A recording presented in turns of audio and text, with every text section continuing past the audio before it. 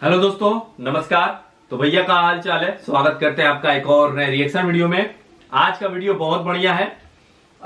Video है Anam Shaikh official का। Video का टाइटल है Babri Masjid Iqbal Ansari warm welcome to PM Modi in Ayodhya Ram Mandir. Anam Sheikh. तो देखते हैं भाई वीडियो।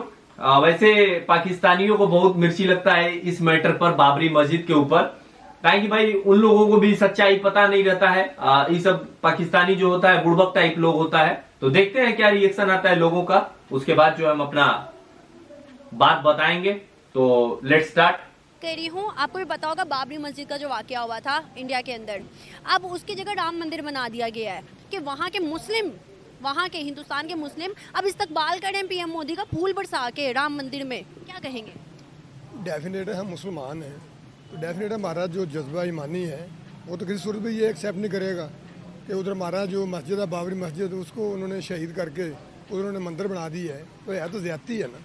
लेकिन बाबरी मस्जिद के पार्टी के मुस्लिम जो थे वो अब राम मंदिर के बाहर खड़े होके पीएम मोदी का इस्तकबाल करें फूल बरसा के। तो ये क्या चीज़ है कि भाई पहले वो बाबरी मस्जिद के हक में थे, पहले वो बाबरी मस्जिद के लिए आवाज़ उठा रहे थे, लेकिन अब वो पीएम मोदी का इस्तकबाल करें फूलों के साथ, क्यों? नहीं, देखें, वो जो बाबरी मस्जिद का इशू है ना, वो तो है अपनी जगह पे। हमने इधर जो 92 में जो वाक़या हुआ है ना, तो जब इधर हमारा इन्होंने बड़ा जज्बा ईमानी था, हम लोगों ने ये जैन मंदिर गिराया था, इसको दोबारा फिर उन्होंने बना दी है।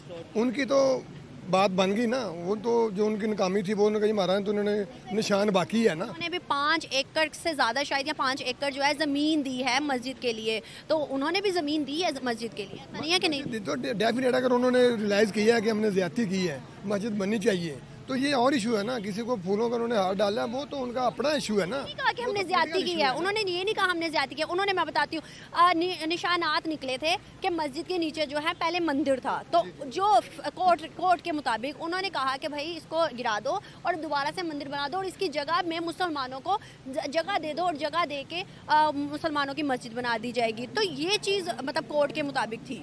नहीं, देखिए मैडम, वो जो पहले बनी थी मस्जिद जगह ना बन गई, वो भी पहले मंदिर था। वो पुरानी बात है। आप ये तो इधर आप इतने खुदाई करेंगे, इधर भी बड़ी चेंज आ जाएगी, तो आप सारा फिर मुल्क ही करा देंगे।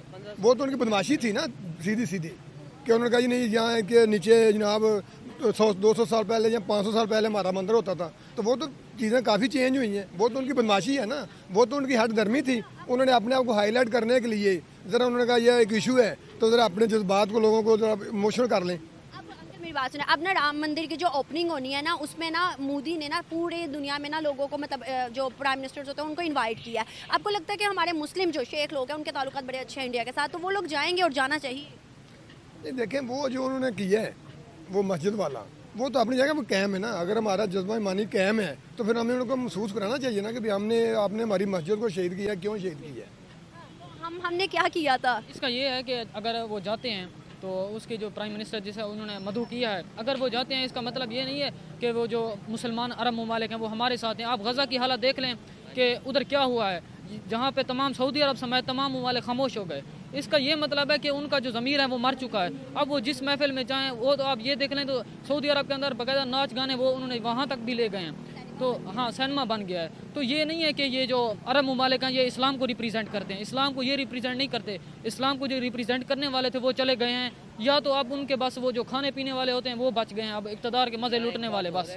Diplomatic and fascist have no religion and no caste, so इसलिए वो तो पुराना मसला हो गया ना बाबरी मस्जिद वाला। वो तो हम देखेंगे तो कितने 30 साल के करीब हो गया। अब जो प्रेजेंट इशू है फ़लस्तीन वाला, उसके लिए हम क्या कर रहे हैं? उनके लिए कुछ करें ना। निरा कंडेम करने से या स्ट्राइक करने से क्या फायदा? कल जापान के ऊपर ना तो उसके सबसे पहले मदद करने वाला कौन सा मुल्क हो सकता है, पाकिस्तान या इंडिया? मैम, पाकिस्तानी होगा क्यों? इंडिया है मैडम, हमारे भी तो उनके साथ अच्छे रिलेशन है ना जापान साहब। दुनिया से इमदाद ले रहे हैं। वो दुनिया से इमदाद, लेकिन सर यहाँ पे डिनाई नहीं करना पड़ेगा, सबसे पहले श्रीलंका की भी मदद इंडिया ने की थी। अब फ़लस्तीन में हमारा क्या इधर से जा रही डोनेशन? सॉरी, मैं बात को आपकी टोक रहा हूँ। एक इंटरनेशनल इशू है, उसके अंदर उन्होंने उस कंट्री को जियोग्राफिकली लॉक कर दिया, ठीक है। तो चाह के भी कोई, अगर ये तो एक हम कह सकते हैं कि पाकिस्तान अगर कुछ करना भी चाहे तो कुछ कर नहीं सकता, क्योंकि हाथ पाँव बांध दिए गए हैं।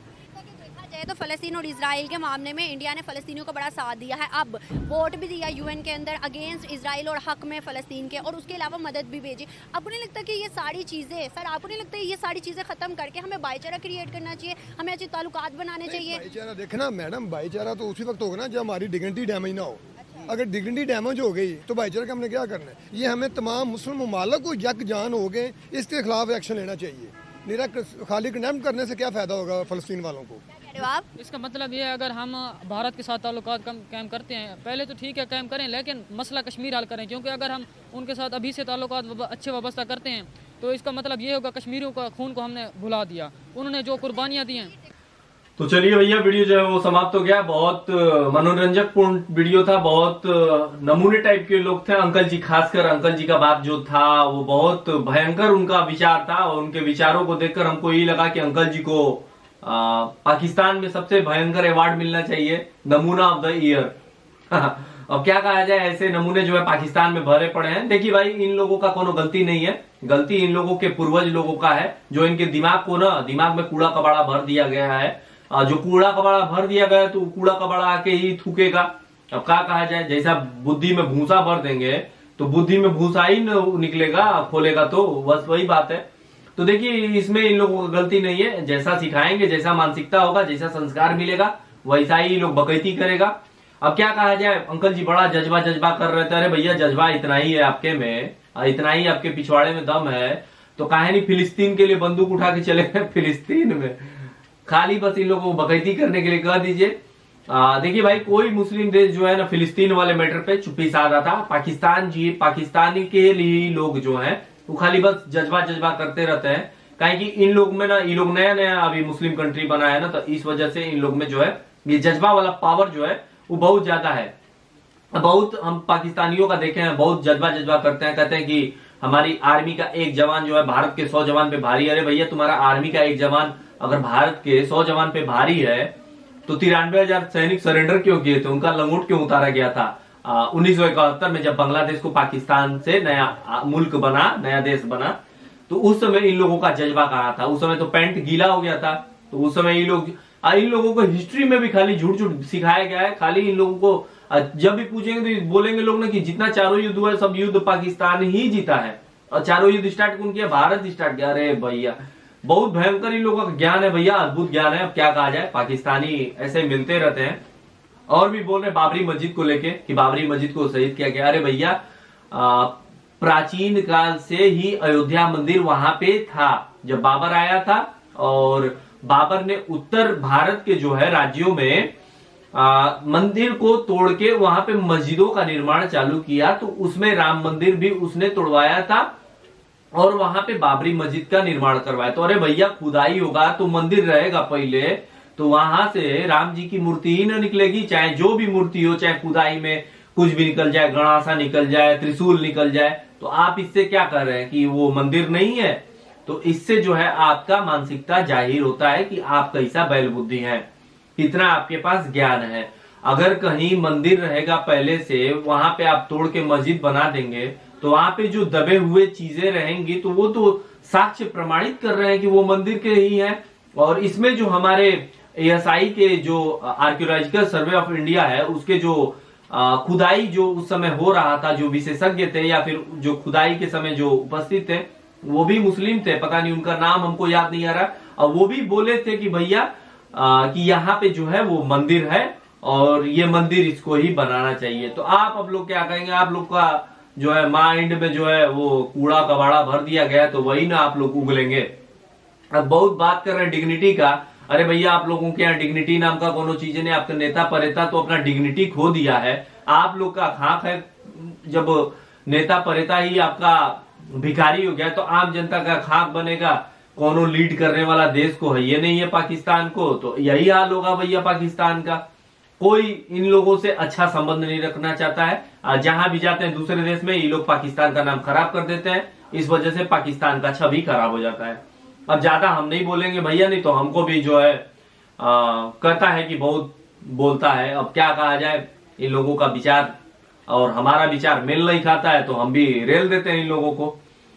तो वीडियो था आनंद शेख का, वीडियो का लिंक मिलेगा डिस्क्रिप्शन में। और ऐसे पाकिस्तानियों का रिलाई और कुटाई बहुत जरूरी है, अति आवश्यक है, क्योंकि ऐसा जो है लोग मिलता रहता है तो हमको भी मजा आता है इन लोगों को फैक्ट से फैक्ट बात बताने में। वीडियो का लिंक मिलेगा डिस्क्रिप्शन में। चैनल पे पहली बार आए तो चैनल सब्सक्राइब कीजिए। ये वीडियो अच्छा लगे तो अपने दोस्तों मित्रों के साथ वीडियो जो है वो फैला दीजिए। भाई बहुत सोच समझ के बोलना पड़ता है। इंस्टाग्राम पर चाहे तो फॉलो कर सकते हैं, लिंक मिलेगा डिस्क्रिप्शन में। तो मिलते हैं अगले वीडियो में किसी और नए रिएक्शन के साथ। तब तक के लिए जय हिंद, वंदे मातरम।